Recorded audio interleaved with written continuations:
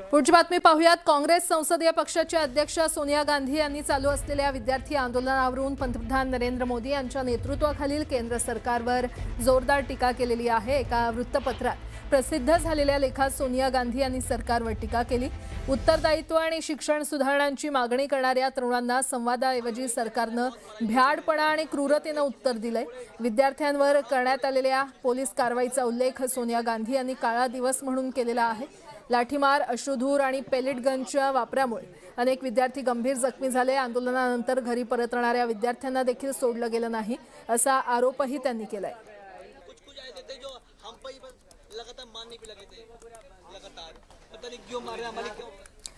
दिल्लीतील जंतर मंतरवर तैनात करण्यात आलेल्या AI आधारित फेशियल रेकग्निशन व्हॅनवरून नवा वाद निर्माण झालेला आहे।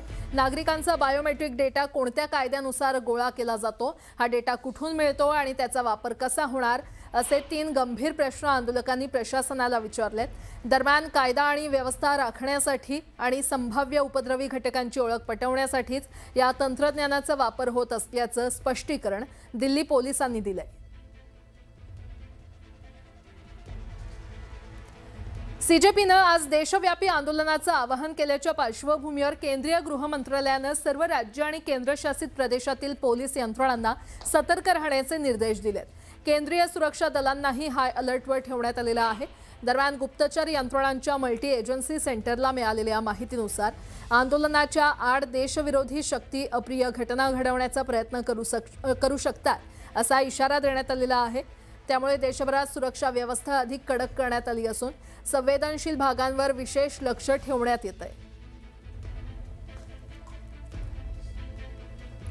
नीट पेपर लीक प्रकरणावरून सुरू असलेले आंदोलन लवकर थांबण्याची चिन्ह दिसत नाहीयेत। विरोधक आणि विद्यार्थ्यांनी दीर्घकालीन लढ्याची रणनीती आखल्याचं सांगितलं जातंय।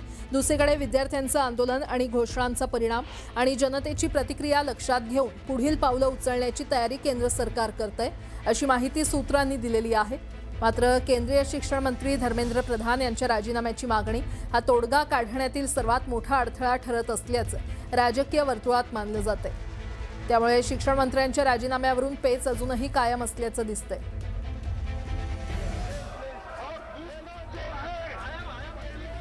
नीट पेपर लीक प्रकरणाच्या पार्श्वभूमीवर आज महत्त्वाची घडामोड होणार आहे। सीजेपीच्या प्रतिनिधी आणि केंद्र सरकारच्या प्रतिनिधींमध्ये आज दुपारी 12:30 वाजता चर्चा होणार आहे। मात्र सुरक्षेच्या कारणास्तव बैठकीचं ठिकाण अद्याप जाहीर करण्यात आलेलं नाही। दरम्यान देशभरातील पोलीस कारवाईला सामोरे गेलेल्या नागरिकांशी ऐक्य दर्शवत सीजेपीनं आज राष्ट्रव्यापी आंदोलनाची देखील घोषणा केली आहे। या बैठकीकडे नीट पेपर लीक प्रकरणातील पुढील घडामोडींच्या दृष्टीनं सगळ्यांचं लक्ष लागलंय।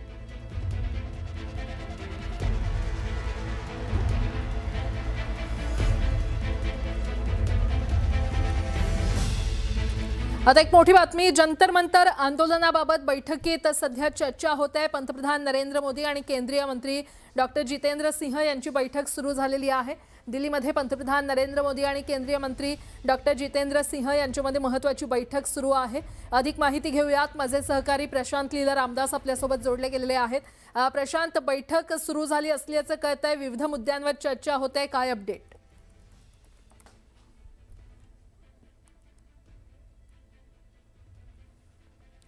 प्रशांत, माझा आवाज तुमच्यापर्यंत पोहोचतोय?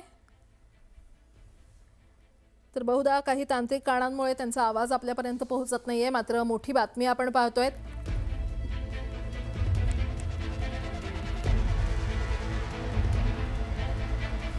दिल्लीतील प्रमुख मेट्रो स्थानकांवरील निर्बंध आजही कायम राहणार आहेत। राजधानीतील 17 मेट्रो स्थानकं आजही बंद ठेवण्यात आली असून सलग 3ऱ्या दिवशी प्रवाशांना याचा फटका बसणार आहे। सुरक्षेच्या पार्श्वभूमीवर हा निर्णय घेण्यात आला असून संबंधित स्थानकांवर प्रवेश आणि निर्गमन सेवा बंद राहणार आहे।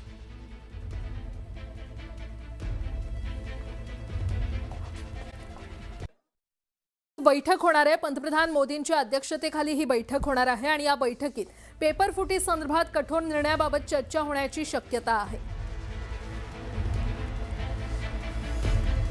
केंद्रीय मंत्रिमंडळाची महत्त्वाची बैठक आज पार पडणार आहे। पंतप्रधान नरेंद्र मोदी यांच्या अध्यक्षतेखाली या बैठकीचं आयोजन करण्यात आलेलं आहे। या बैठकीत पेपर फुटी संदर्भात कठोर निर्णयाबाबत चर्चा होण्याची शक्यता आहे।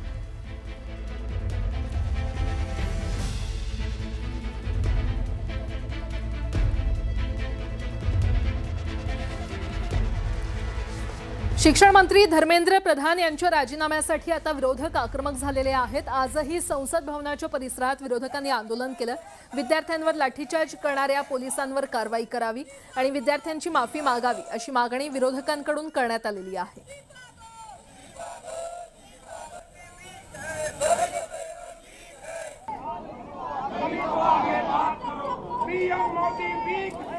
सामाजिक कार्यकर्ते सोनम वांगचूक यांनी अखेर आपलं उपोषण मागे घेतलेलं आहे। तब्बल 26 दिवसांनंतर त्यांनी उपोषण सोडलं।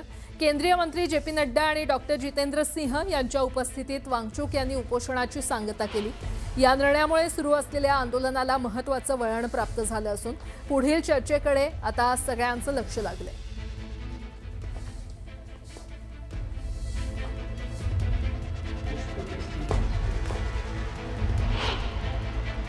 हमसे अनशन तोड़ने के लिए कहा और वो संसद में इस मुद्दे पर नीट पेपर्स और परीक्षाओं की प्रणाली पर चर्चा करेंगे ये आश्वासन दिया। और जो सरकार से इस तरफ से मंत्रीगण आए थे उन्होंने भी ये आश्वासन दिया, जिसका कि 2 दिन से हम बहुत ही कड़ा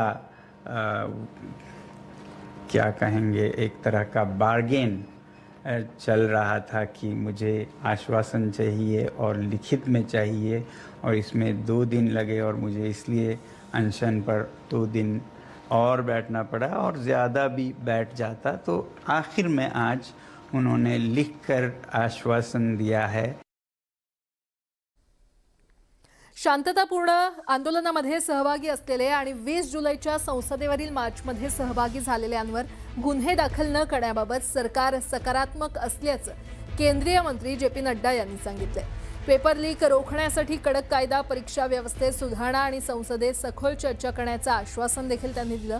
तसंच नीट पेपरफुटी प्रकरणामुळे आत्महत्या केलेल्या विद्यार्थ्यांच्या कुटुंबांना आर्थिक मदतीचाही सरकार सकारात्मक विचार करत असल्याचं नड्डा यांनी स्पष्ट केलं। दिल्लीतील जंतर मंतरवर विद्यार्थ्यांचं आंदोलन आता आणखी तीव्र झालेलं आहे। केंद्रीय शिक्षण मंत्री धर्मेंद्र प्रधान यांच्या राजीनाम्याची मागणी करत आंदोलन सुरूच ठेवण्याचा निर्धार आंदोलनकर्ते अभिजित दीपके यांनी व्यक्त केला। प्रधानांचा राजीनामा होत नाही तोपर्यंत आंदोलन मागे घेणार नसल्याचं त्यांनी स्पष्ट केलं। दरम्यान सोनम वांगचूक यांनी उपोषण मागे घेतल्याबद्दल आनंद व्यक्त करत त्यांच्या निर्णयाचं स्वागतही त्यांनी केलं। सोनम सर ने अपना हंगर स्ट्राइक तोड़ दिया है, तो इससे हमें बहुत ही खुशी और राहत मिली है, क्योंकि सोनम सर की जो लाइफ है वो इस देश के लिए बहुत ज्यादा कीमती है। कॉकरोच जनता पार्टी का जो प्रोटेस्ट है जंतर मंतर पर, वो वैसे ही चलता रहेगा जब तक धर्मेंद्र प्रधान इस्तीफा नहीं देते। सोनम सर का जो सैक्रिफाइस रहा है 26 दिनों का, उसे हम वेस्ट नहीं जाने देंगे। जो दिल्ली पुलिस ने ब्रूटैलिटी करी है स्टूडेंट्स के अगेंस्ट, उन स्टूडेंट्स की जो सैक्रिफाइस थी उन्हें हम वेस्ट नहीं जाने देंगे। तो हमारा प्रोटेस्ट तब तक चलता रहेगा जब तक धर्मेंद्र प्रधान रिजाइन नहीं करते।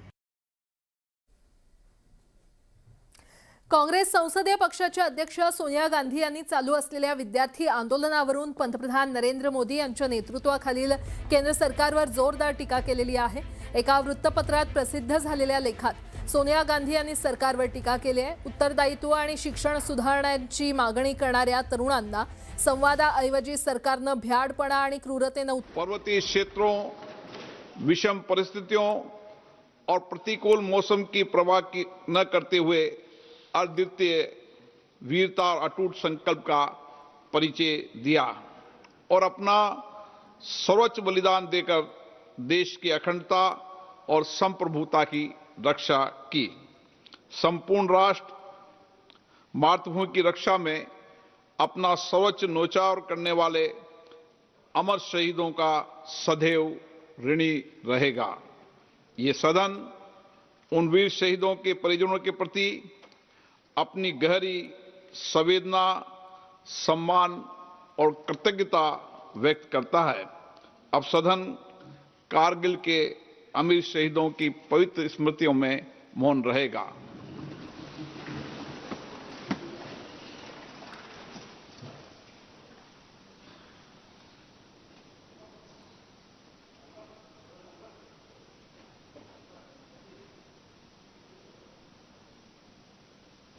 ओम शांति।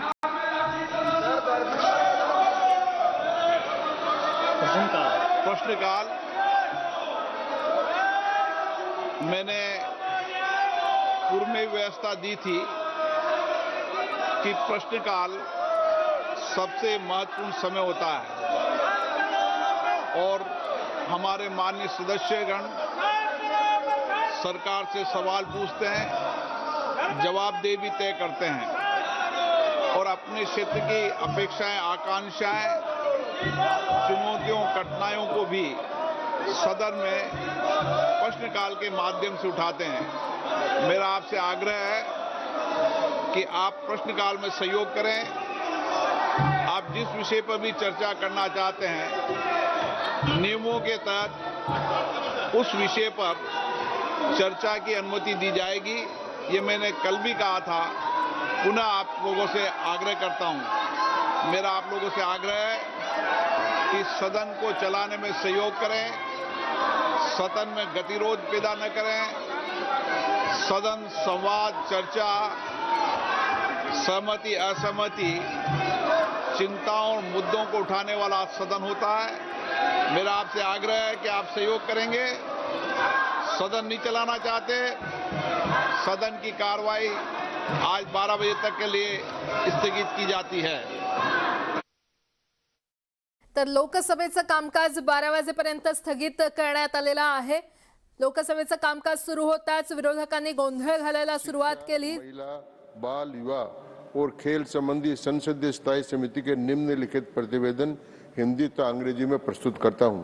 महिला एवं बाल विकास मंत्रालय के अनुदान मांगे 2025-26 के संबंध में 365वें प्रतिवेदन में अंतर्विष्ट सिफारिशों समुक्तियों पर सरकार द्वारा की गई कार्रवाई संबंधी 379वां प्रतिवेदन, शिक्षा मंत्रालय के स्कूल शिक्षा और साक्षरता विभाग के राष्ट्रीय अध्यापक शिक्षा परिषद NCETE के कार्यकारिणी की समीक्षा तथा राष्ट्रीय शिक्षा नीति 2020 द्वारा शिक्षकों की क्षमता विकास पर दिए गए विशेष बल के आलोक में अध्यापक प्रशिक्षण हेतु की गई पहल संबंधी 368वें प्रतिवेदन में अंतर्विष्ट सिफारिशों समुक्तियों पर सरकार द्वारा की गई कार्रवाई संबंधी 380वां प्रतिवेदन तथा शिक्षा मंत्रालय के उच्चतर शिक्षा विभाग की अनुदान मांगे 2025-26 के संबंध में 364वें प्रतिवेदन में अंतर्विष्ट सिफारिशें समुक्तियों पर सरकार द्वारा की गई कार्रवाई संबंधी 381वां प्रतिवेदन। ये प्रतिवेदन 16 जून 2026 को राज्यसभा के माननीय सभापति को तो प्रस्तुत किए गए थे जब संसद का सत्र नहीं चल रहा था, और उसी दिन उन्हें लोकसभा के माननीय अध्यक्ष को अग्रेषित कर दिया गया था। राज्यसभा के माननीय सभापति ने इन प्रतिवेदनों को प्रकाशित और परिचालित करने के आदेश दिए। धन्यवाद। Statements of the Public Accounts Committee, श्रीमान अखिलेश प्रसाद सिंह जी। सभापति महोदय, आपकी अनुमति से मैं आज की कार्यसूची में क्रम संख्या 3 पर मेरे नाम के सम्मुख यथा सूचीबद्ध लोक लेखा समिति के प्रतिवेदनों में अंतर्विष्ट सिफारिशों पर सरकार द्वारा अंतिम की गई कार्रवाई को दर्शाने वाले विवरणों को सभा पटल पर रखता हूं।